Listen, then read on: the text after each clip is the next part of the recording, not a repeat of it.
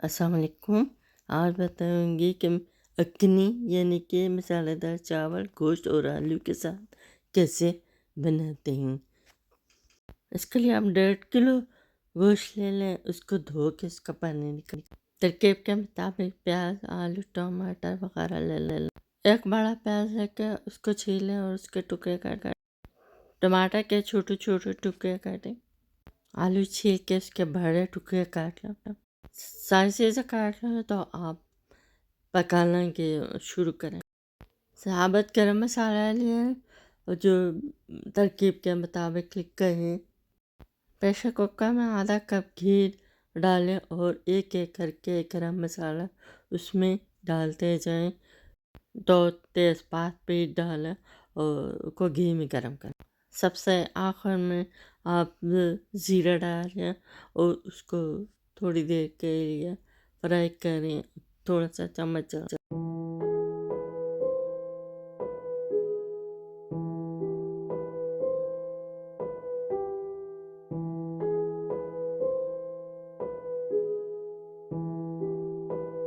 फिर उसमें प्याज डाल के फ्राई करें यहाँ तक कि वो गोल्डन हो जाए। प्याज फ्राई करने के दौरान उसमें 1 चम्मच लहसुन अदरक का पेस्ट जो बना के रखा होगा या बना होगा वो डालें। फिर चम्मच चलाने के बाद उसमें गोश्त डाल दें और उसको फ्राई करें।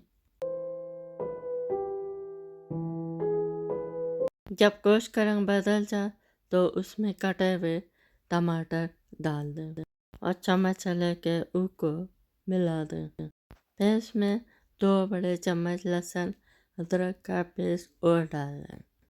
अब इसमें नमक, मिर्च और मसाला डालें। उसमें तरकीब के मुताबिक नमक, पिसी हुई मिर्च और ज़ीरा पाउडर और हल्दी डालेंगे। पर उस सबको चम्मच से मिला दें।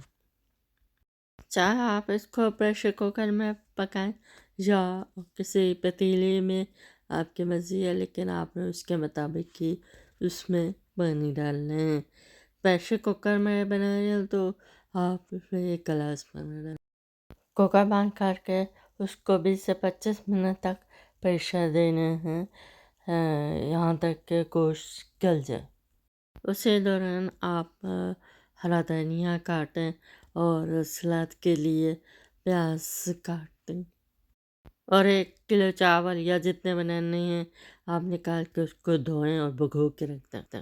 फिर 20 या 25 मिनट के बाद प्रेशर कुकर का वेट उतारें, उसकी स्टीम निकालें और उसके बाद उसका ढक्कन खोलें और उसके अंदर अगर पानी है तो उसको पकाएं और गोश्त भूनें। फिर चावल पकाने के लिए वो गोश्त की बड़ी देसी में डाल और उसके अंदर सारे आलू डाल के मिक्स कर दें। फिर उसको एक बॉयल आने तक पकाएं कि वो जो मसाला है वो आलू में रच हो जाएगा, लेकिन आलू सारे न गले। थोड़ी देर पकाने के बाद उसमें 4 गिलास या चावलों के मुताबिक पानी डाल। फिर इसमें कटा हुआ हरा धनिया और हरी मिर्चें डाल दें।